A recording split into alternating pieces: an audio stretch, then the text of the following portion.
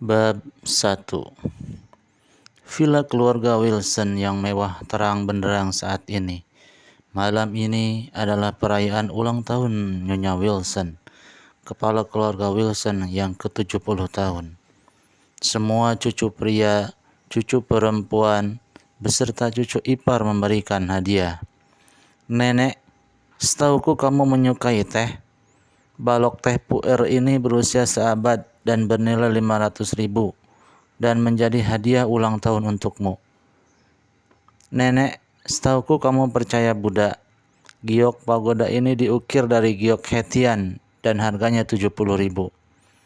Melihat berbagai hadiah, Nyonya Wilson tua tertawa, membuat seluruh keluarga bahagia.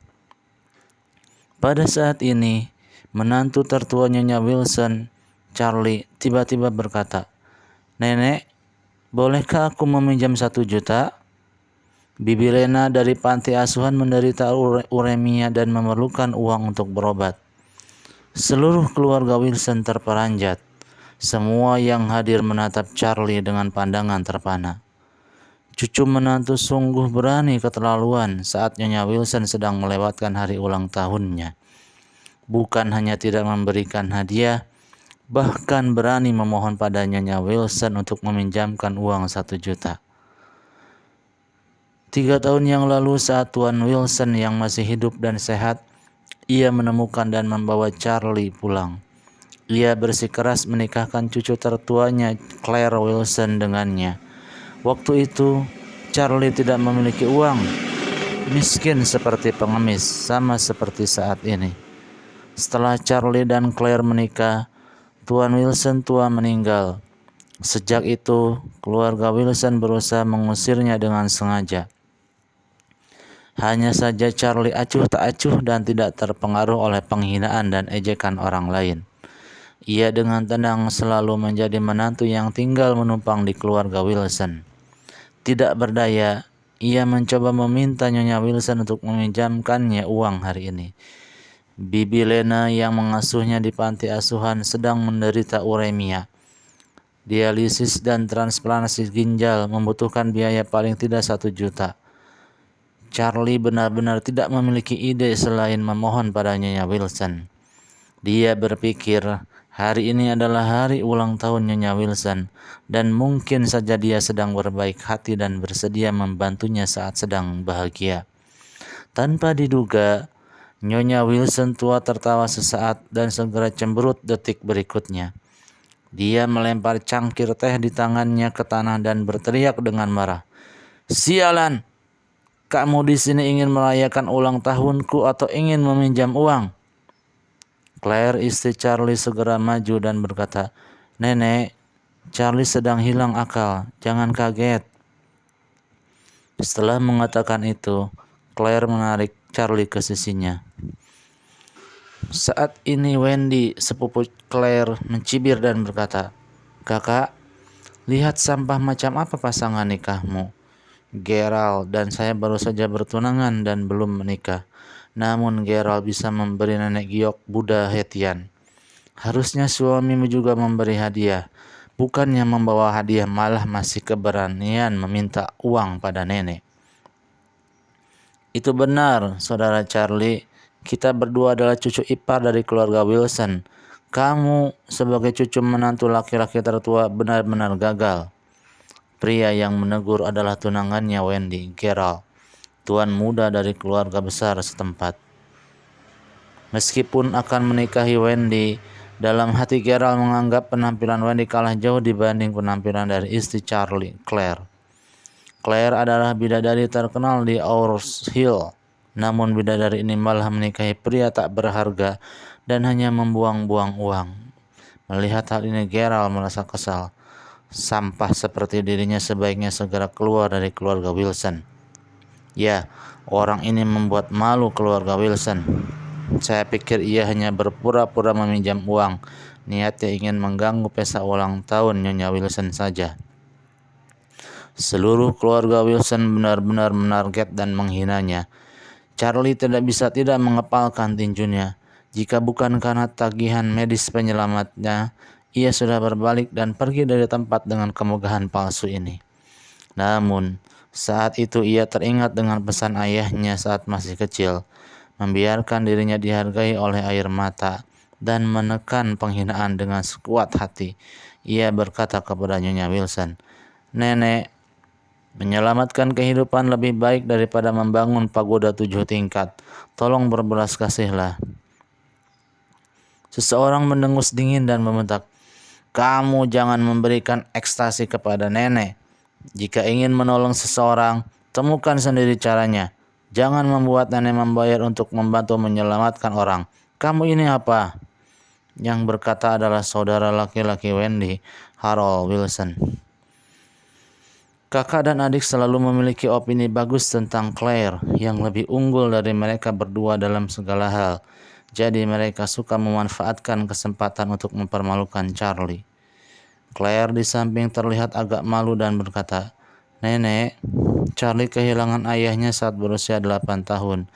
Bibi Lena dari panti asuhan yang mengasuhnya hingga besar. Dia ingin membalas rasa terima kasihnya karena hati yang bersyukur. Tolong bantu dia, Nenek." Dengan wajah muram, Nyonya Wilson menjawab, "Saya mau saja membantunya. Oke, namun Anda harus menceraikannya lalu menikah dengan Tuan Jones. Jika Anda melakukannya, saya akan segera memberinya 1 juta. Yang dimaksud Nyonya Wilson adalah Wendy, yang sedang mengejar Claire. Keluarga Jones adalah keluarga kelas atas di Auros Hill, yang kekayaannya jauh lebih kuat daripada keluarga Wilson. Nyonya Wilson selalu ingin menjilat keluarga itu. Pada saat ini, pengurus rumah tangga menerobos masuk dan berkata dengan lantang, "Tuan Jones mengutus seseorang dengan membawa hadiah ulang tahun. Jimat batu giok berukir dari Laokeng bernilai 3 juta. Nyonya Wilson sangat bahagia dan berkata, "Bawa kemari, aku mau melihatnya." Kepala pelayan segera menyerahkan jimat giok hijau zamrud dan seluruh keluarga yang hadir menghembuskan napas karena terpukau. Jimat giok berwarna hijau zamrud ini sebening kristal, tiada jejak kotoran dan terlihat seperti produk asli kelas 1. Gerald yang sebelumnya memberikan pagoda giok Hetian melihat jimat giok ini, wajahnya menjadi canggung. Wendy yang tidak memiliki hubungan dengan keluarga Wilson tanpa terduga begitu bermurah hati. Nyonya Wilson tua dengan senang hati memegang-megang jimat giok tersebut dan berkata dengan ceria, "Oh, Tuan Jones, sangat menarik. Kalau dia bisa menjadi cucu menantuku, aku akan benar-benar terbangun dari mimpiku." Setelah itu dia melirik ke arah Claire. "Bagaimana dengan persyaratanku tadi? Kamu mau mempertimbangkannya?" Claire menggelengkan kepalanya. "Nenek, aku dan Charlie tidak akan bercerai." Ekspresi Nyonya Wilson langsung berubah kalut dan dia mengutuk marah. "Jangan membuatku malu. Tunggu sampah ini biar dia keluar. Dia tidak diizinkan untuk berpartisipasi dalam perjamuan ulang tahun ke ini." Charlie benar-benar kecewa dengan keluarga Wilson dan dia tidak betah untuk tinggal di keluarga Wilson saat ini. Ia berkata kepada Claire, "Claire, saya akan mengunjungi Bibi Lena di rumah sakit sekarang." Claire langsung menjawab, "Aku ikut kalau begitu." Nyonya Wilson tua berteriak lantang, "Jika kamu pergi juga, kamu bukan lagi cucu perempuanku. Bawa ayah dan ibumu keluar dari rumah keluarga Wilson."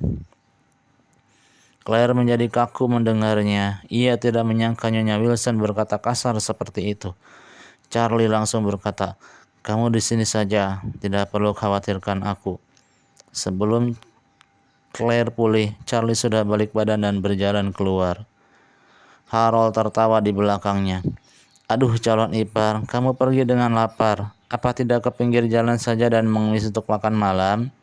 Kalau begitu kami tidak akan membiarkan kamu membuat kami malu. Aku punya uang, belilah roti kukus untuk dimakan." Harold berkata lalu melemparkan koin ke kaki Charlie.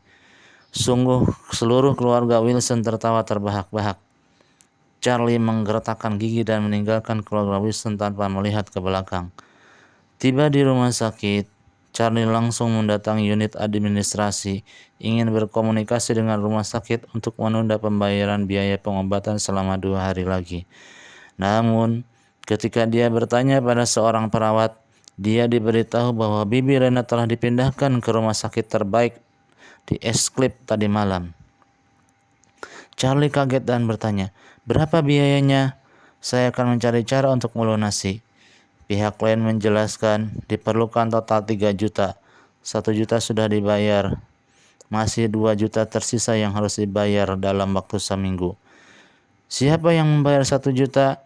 Perawat menggelengkan kepala. "Saya tidak tahu." Charlie terkejut dan menerka-nerka ketika dia membalikkan badan. Seorang pria berusia sekitar 50 tahunan dengan rambut abu-abu dan mengenakan jas hitam telah berdiri di belakangnya. Beradu pandang, pria itu membungkuk dan berkata, "Tuan muda, Anda telah menderita bertahun-tahun lamanya." Charlie mengerutkan kening seolah melihat orang yang telah berubah. Lalu bertanya dengan dingin, "Anda Stephen Thompson?" Pria itu berkata dengan heran, "Tuan, Anda masih ingat saya?" Ekspresi Charlie membeku dan bergumam, "Tentu saja saya ingat. Saya ingat kalian semua. Saat itu, Andalah yang memaksa orang tua saya membawa saya pergi dari Esclip dan melarikan diri. Orang tua saya meninggal secara tidak terduga. Saya menjadi yatim piatu. Lalu apa yang Anda lakukan padaku sekarang?" Stephen Thompson berkata dengan sedih, "Tuan muda, saat ayahmu meninggal, Tuan tua Wade juga sangat sedih. Dia telah mencarimu bertahun-tahun. Sekarang semuanya sudah berbaik-baik saja. Kamu bisa kembali bersamaku untuk menemuinya." Charlie berkata dengan dingin, "Kamu pergi saja. Aku tidak akan mau melihatnya lagi seumur hidupku." Stephen Thompson berkata, "Tuan muda, apakah Anda masih menyalahkan Tuan Wade?" "Tentu saja," Charlie mengucapkan kata demi kata. "Seumur hidup aku tidak akan pernah memaafkannya." "Hei," Stephen Thompson menghela napas dan berkata, "Sebelum saya kemari, Tuan Wade sudah mengatakan mungkin Anda tidak memaafkannya. Itu artinya dia sadar diri." Stephen Thompson berkata, "Tuan Wade tahu bahwa Anda telah menderita bertahun-tahun. Dia ingin menyampaikan sedikit kompensasi. Jika Anda tidak ingin kembali, dia akan membelikan Anda perusahaan terbesar di Aurus Hill. Dia juga meminta saya untuk menyerahkan kartu ini. Kata sandinya adalah tanggal hari ulang tahunmu."